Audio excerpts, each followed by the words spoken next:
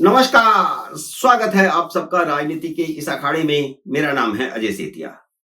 मित्रों, खबर यह आ रही है कि राहुल गांधी ने अमेरिकन डीप स्टेट के माध्यम से ही अडानी का वारंट जारी करवाया है।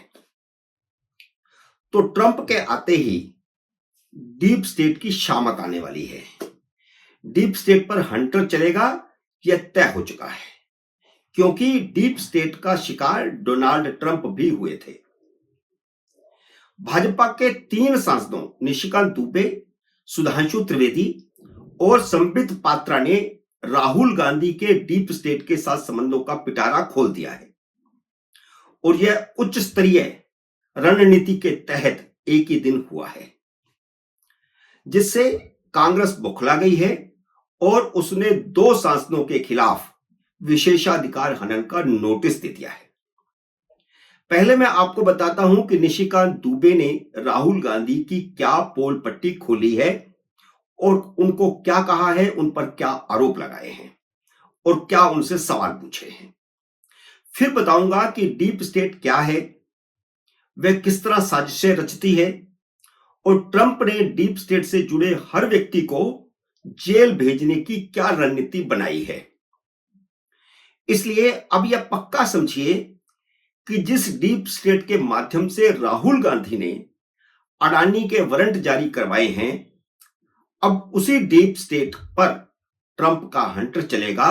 तो डीप स्टेट से ताल्लुक रखने वाले राहुल गांधी का अमेरिका से ही वारंट जारी होगा और अमेरिका से वारंट जारी होगा तो जो आरोप अमेरिका लगाएगा उसके आधार पर भारत भी कार्रवाई शुरू करेगा।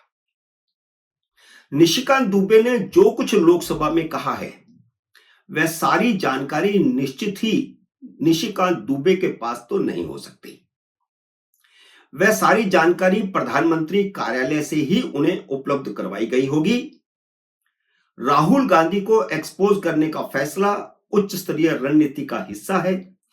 यह इसी से स्पष्ट है कि 6 दिसंबर को एक साथ लोकसभा में निशिकांत दुबे ने, राज्यसभा में सुधांशु त्रिवेदी ने और भाजपा कार्यालय में संबित पात्रा ने एक साथ हमला बोला है और एक जैसी ही बात कही है।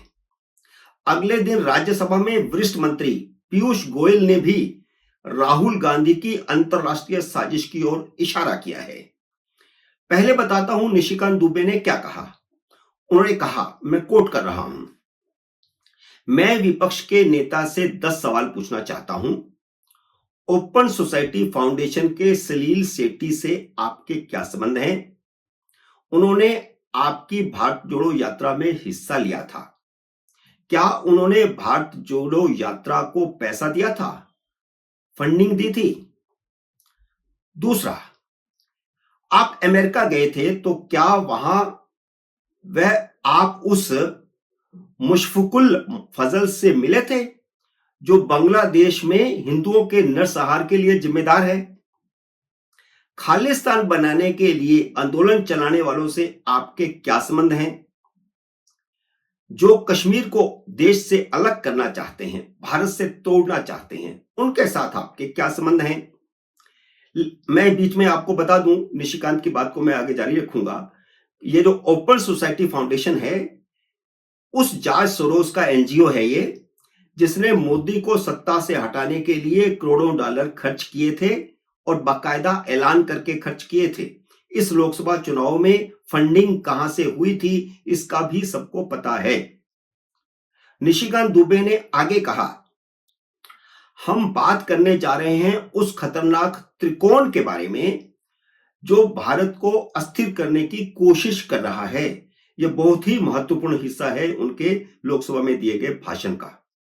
वह कहते हैं, इस त्रिकोण में एक तरफ अमेरिका के जॉर्ज सोरोस हैं, अमेरिका की कुछ अन्य एजेंसियां हैं, एनजीओ हैं। त्रिकोण के दूसरी तरफ OCCRP नाम का एक न्यूज पोर्टल है जहां से भारत के खिलाफ खबरें छापी जाती हैं। त्रिकोण का आखिरी और सबसे महत्वपूर्ण पक्ष राहुल गांधी हैं, देश के गद्दार।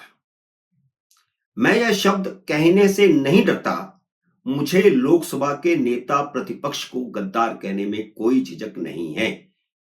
यह मैंने कोट अनकोट निशिकांत का लोकसभा में दिया गया बयान बताया है मैंने।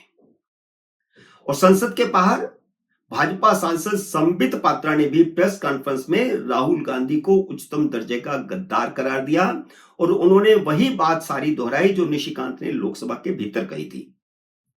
निशिकांत दुबे और संबित पात्रा के सवालों का जवाब देने की बजाय, इस मुद्दे पर बहस करवाने की बजाय कांग्रेस ने इन दोनों के खिलाफ लोकसभा में विशेषाधिकार हनन का नोटिस दिया है।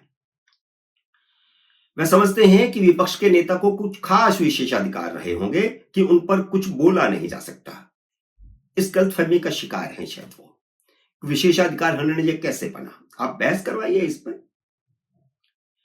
कांग्रेस में अगर हिम्मत होती तो संसद में पूछे गए सवालों का जवाब देती, बहस के लिए आमंत्रित करती और कोर्ट में संबित पात्रा के खिलाफ केस दर्ज करती, क्योंकि लोकसभा में कही गई बात के मुद्दे पर तो केस दर्ज हो नहीं सकता। लेकिन संबित पात्रा ने तो वही बात लोकसभा के बाहर दोहराई है, इसलिए उन पर तो केस हो सकता था।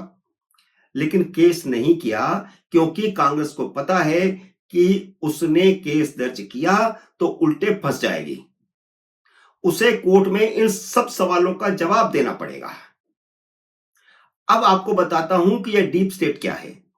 यह डीप स्टेट न तो कोई फॉर्मल संस्था है, न उसका कोई हेड है। कई लोग मिलकर के यह साजिश रचने वाला एक गिरोह है।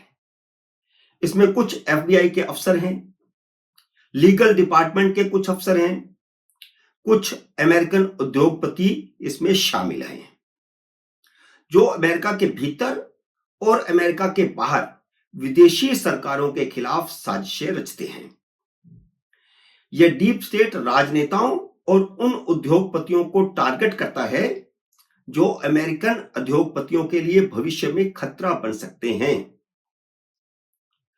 और अडानी दुनिया भर में एक बड़े उद्योगपति के रूप में उभर रहे हैं, जो अमेरिका के उद्योगपतियों की आंख की किरकिरी बन चुके हैं। इसलिए अलग अलग माध्यम से उनके खिलाफ कुछ ना कुछ साजिश लगातार रची जा रही है और उसी साजिश में शामिल हैं राहुल गांधी। यह आरोप है भारतीय जनता पार्टी के सांसदों का। ट्रंप ने डीप स्टेट से जुड़े हर व्यक्ति को तबाह करने की ठान ली है। ट्रंप ने काश पटेल को एफबीआई का डायरेक्टर बनाने का फैसला किया है, जिसने एक इंटरव्यू में कहा है कि वह सबसे पहले एफबीआई के 7,000 कर्मचारियों का एफबीआई के हेडक्वार्टर से ट्रांसफर करके उन्हें फील्ड में भेजेंगे और डीप स्टेट की कमर तोड़ देंगे।